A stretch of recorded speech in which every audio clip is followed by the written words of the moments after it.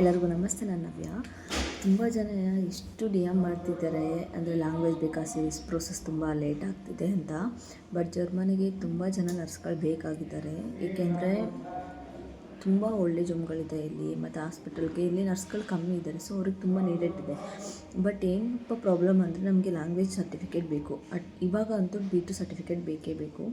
ಮೇಯ್ನಾಗಿ ಸರ್ಟಿಫಿಕೇಟ್ ನೀವು ಯಾವಾಗ ತೊಗೋತೀರ ಆಗ ನಿಮ್ಮ ಪ್ರೋಸೆಸ್ ಬೇಗ ಆಗುತ್ತೆ. ಮತ್ತು ಇಲ್ಲಿ ಸ್ವಲ್ಪ ಎಲ್ಲ ಪ್ರೋಸೆಸ್ಸು ಯಾವುದೇ ಆಗಲಿ, ಒಂದು ವೀಸಾ ಪ್ರೋಸೆಸ್ ಆಗಿರ್ಬೋದು, ಅನರ್ಕನಿಂಗ್ ಆಗಿರ್ಬೋದು, ಡಾಕ್ಯುಮೆಂಟ್ಸ್ದೆಲ್ಲ ಪ್ರೋಸೆಸ್ ಆಗೋ ಸ್ವಲ್ಪ ಲೇಟು, ಬಟ್ ಆಗುತ್ತೆ.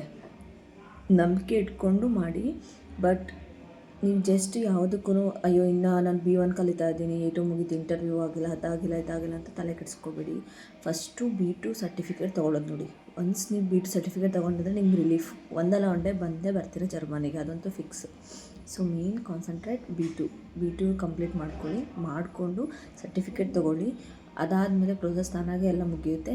ಸರ್ಟಿಫಿಕೇಟ್ ತೊಗೊಳ್ಬೇಕಾದ್ರೆ ನೀವು ಜಾಬ್ ಮಾಡೋದು ಏನಾದರೂ ಮಾಡಿ ಪ್ರೋಸೆಸ್ ಎಲ್ಲ ಆಗೋಷ್ಟರಲ್ಲಿ. ಬಟ್ ಅಲ್ಲಿವರೆಗೂ ಟೆನ್ಷನ್ ಎಲ್ಲ ತೊಗೋಬೇಡಿ, ಅಂದರೆ ಪ್ರೋಸೆಸ್ ಆಗೋಲ್ಲ ಹಂಗೆ. ಬಟ್ ಆಗುತ್ತೆ, ಬಟ್ ಲೇಟ್ ಆಗುತ್ತೆ, ವೆಯ್ಟ್ ಮಾಡಬೇಕು.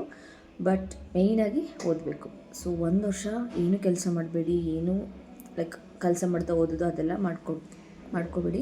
ಕಂಪ್ಲೀಟ್ A1 to B2 ಕಂಪ್ಲೀಟಾಗಿ ಓದಿ. ಅದಾದಮೇಲೆ B2 ಸರ್ಟಿಫಿಕೇಟ್ ತೊಗೊಂಡ್ಮೇಲೆ ಬೇಕಾದ್ರೆ ಜಾಬಿಗೆ ಹೋಗಿ ಜಾಬ್ ಮಾಡ್ಕೋತಾ ನೆಕ್ಸ್ಟ್ ಸುಮ್ಮನೆ ಹಾಗೆ ಮರ್ತೋಗ್ಬಾರ್ದು ಅಂತ ನೋಡ್ತಾ ಇರಿ ಅಷ್ಟೇ. ಅದಾದಮೇಲೆ ಪ್ರೊಸೆಸ್ ಆಗುತ್ತೆ, ನೀವು ಬರ್ಬೋದು. So my advice, please concentrate, first pass ಮಾಡ್ಕೊಳ್ಳಿ. ಅದೇ ನಮಗೆ ಬೇಕಾಗಿರೋದು ಮೇಯ್ನಾಗಿ. ಎಲ್ಲ ನರ್ಸ್ಗಳಿಗೆ ತುಂಬಾ ಇಂಪಾರ್ಟೆಂಟ್ B2. ಬೇರೆ ಡಿಪಾರ್ಟ್ಮೆಂಟ್ ನನಗೆ ಅಷ್ಟು ಗೊತ್ತಿಲ್ಲ, ಬಟ್ B2 ಕಂಪಲ್ಸರಿ. ಬೆಟರ್ ಇಂಡಿಯಾದಲ್ಲೇ ಕಂಪ್ಲೀಟ್ ಮಾಡಿಕೊಂಡು ಇಲ್ಲಿಗೆ ಬರೋದು. ತುಂಬ ಆಪರ್ಚುನಿಟೀಸ್ ಇರುತ್ತೆ ಕಂಪ್ಲೀಟ್ ಮಾಡಿದ್ರೆ. Thank you.